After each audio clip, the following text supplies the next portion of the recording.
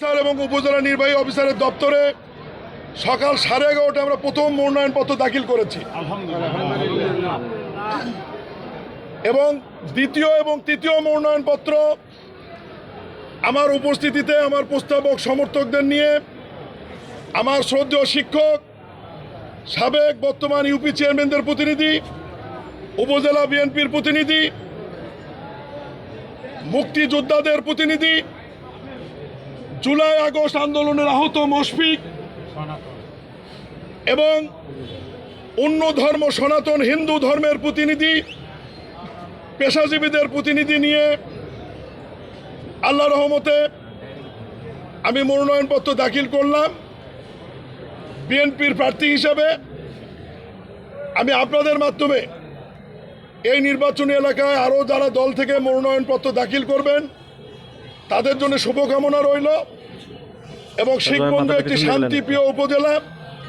আমরা সবাই একসাথে আচরণবিধি মেনে নির্বাচনী কার্যক্রম পরিচালনা করব এবং দীর্ঘদিন যাবত যে ভোটের অধিকারে আন্দোলন মানুষ করেছে সেই প্রত্যাশিত আন্দোলনের ফসল এখন ঘরে তোলার সময়। বাংলাদেশে 3.5 থেকে 4 কোটি মানুষ তরুণ ভোটার যারা জীবনে প্রথম ভোট দিচ্ছে এই নির্বাচনে, আমি তাদের প্রতি উদাত্ত আহ্বান জানাবো। আমাদের দলের প্রধান শ্রদ্ধেয় ভারপ্রাপ্ত চেয়ারম্যান জনাব তারেক রহমান 25 তারিখে বাংলাদেশে প্রত্যাবর্তন করে ঢাকার 300 ফিট এলাকায় মহাজনসমুদ্রে যে বক্তব্য দিয়েছে সেই বক্তব্যে উনি পরিষ্কার করেছে যে বিএনপির এই দেশকে একটি ভালোর দিকে নিয়ে যাওয়ার জন্য একটি পরিকল্পনা রয়েছে। শান্তি শৃঙ্খলা উনিকে গুরুত্ব দিয়েছেন। উনি কারো সমালোচনা করেননি, নিজেকে গর্ব করেননি, অহংকার করেননি। আমরা তার কর্মী হিসাবে, এই দলের কর্মী হিসাবে আমরা একই পথ অনুসরণ করতে চাই ইনশাআল্লাহ। আমি সাংবাদিকদের মাধ্যমে শুধু এইটুকুই বলতে চাই, এই নির্বাচনী এলাকায় সমঝোতার মাধ্যমে অন্য দলের হয়তো একজনকে বিএনপি ঘোষণা দিয়েছিল, কিন্তু তার মনোনয়নপত্র দাখিলের জটিলতা থাকবার কারণে দল আমাকে মনোনয়ন প্রদান করেছেন এবং আইনগতভাবে যে যেটাই বলেন আপনাদের মাধ্যমে আমি পরিষ্কার করতে চাই। নির্বাচনী আইনে স্পষ্ট বলা আছে, কোনো প্রার্থী মনোনয়নপত্র দাখিলের পূর্বদিন পর্যন্ত তার ঋণ খেলাপি ক্লিয়ার থাকতে হবে। আমি আবারও বলছি, প্রার্থীর অযোগ্যতার ফতে পরিষ্কার বলা আছে, কোনো ঋণ খেলাপি তার ঋণ পরিশোধ করতে হবে মনোনয়নপত্র দাখিলের আগের দিন অর্থাৎ 28 তারিখের মধ্যে। তার সব কিছু পরিষ্কার থাকতে হবে, তবেই সে নির্বাচনে যোগ্য ঘোষণা হবে। আজকে যদি কেউ সবকিছু পরিষ্কার করে মনোনয়নপত্র দাখিল করে, নির্বাচনী আইন অনুযায়ী সেটা বৈধ হবার কথা নয়। তারপরে নির্বাচনে যারা সংশ্লিষ্ট আছে তারা বিষয়টা দেখবেন।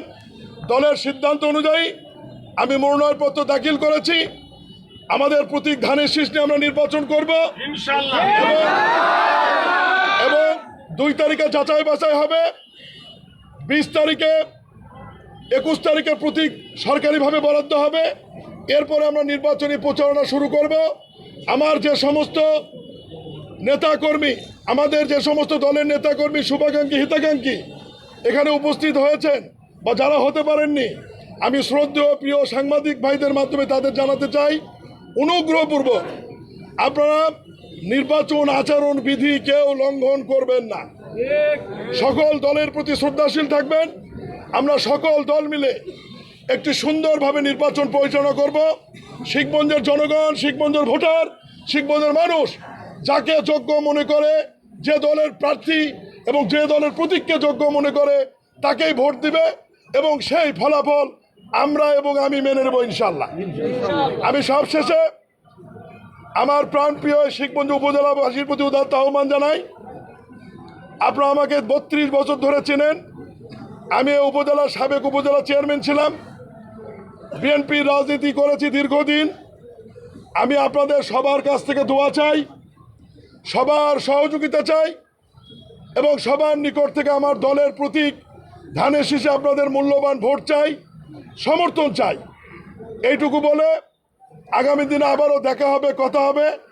আমি আরেকবার আজকে যারা কষ্ট করে এসেছেন, সহযোগিতা করেছেন, তাদের প্রতি কৃতজ্ঞতা জানিয়ে, সাংবাদিক ভাইদের ধন্যবাদ জানিয়ে আমি আরেকবার আমার প্রতীক ধানের শীষে আপনাদের মাধ্যমে 12ই ফেব্রুয়ারি ভোট চেয়ে এবং আমাদের শ্রদ্ধেয় নেত্রী বিএনপির চেয়ারপারসন দেশনেত্রী বেগম খালেদা জিয়া ঢাকা এভার কেয়ার হসপিটালে চিকিৎসাধীন রয়েছেন। মহান আল্লাহ যেন তাকে সুস্থ করে আমাদের মাঝে ফিরে দেন, এই জন্য সবার কাছ থেকে দোয়া চেয়ে আমার বক্তব্য শেষ করছি। আসসালামু আলাইকুম রহমতুল্লাহ।